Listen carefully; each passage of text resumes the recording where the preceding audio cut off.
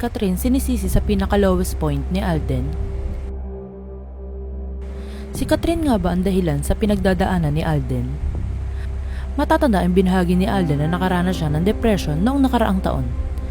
Sa panayam nito sa 24 oras, inamin niya ang kanyang madilim na pinagdaanan. Aniya, ang taong 2024 ay ang pinaka-lowest point at pinakamasalimuot ng kanyang buhay kung saan ibinuhos niya ang lahat ng tulong sa mga tao. Dagdag pa niya, inuna niya raw ang ibang tao bago ang kanyang sarili. Dahil madalas raw siyang tumulong at magbigay, hindi niya namalaya na siya na pala ang nauubusan. Pagtingin raw niya sa kanyang timba, wala na raw natira sa kanya. At ikinasakit raw ito ng kanyang damdamin at ito ang dahilan ng kanyang depression. Hindi na nagbanggit si Alden kung sino ang mga taong tinutukoy niya na kanyang tinulungan. Ngunit nagtataka naman ang netizens na sa kabila ng pagiging successful ng pelikula nila ni Catherine na pinalabas rin last year ay may ganito palang eksena si Alden.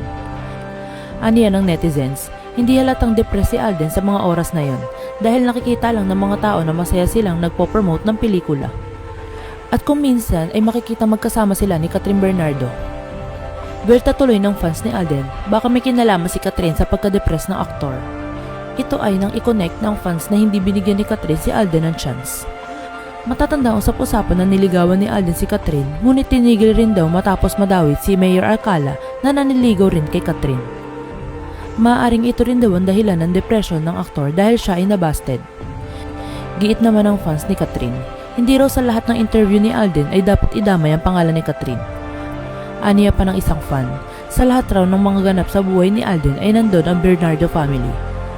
Upang ipakita ang suporta bilang kaibigan para kay Catherine. Ngunit sa kabila ng bangayan ng mga fans ng dalawa, ang mga aktor at aktres ang tunay na naaapektuhan dito. Inamin rin ni Alden at Catherine na hindi nakakatulong ang pag-aaway ng mga fans sa kanilang mga pinagdaraanan.